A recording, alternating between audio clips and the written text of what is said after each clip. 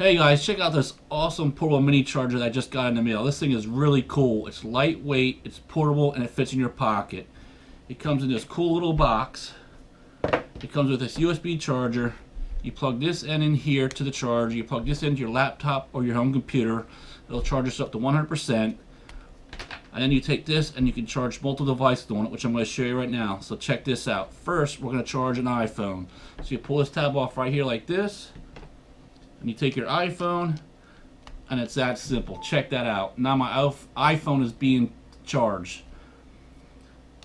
I can also charge an Android smartphone. So I just put that tab back on there, and then I'm going to pull this one out right here. Just like that. And then I'm going to plug this in here like this. And now I'm charging my Android smartphone. But watch this. This gets really cool. I can charge two phones at once.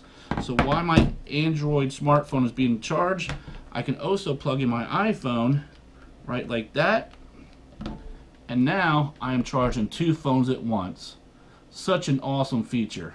But it gets even better yet. I can unplug my Android smartphone and I can plug in an e-tablet. Not only am I charging an e-tablet, but I can charge an iPhone and an e-tablet at the same time on the same portable mini charger.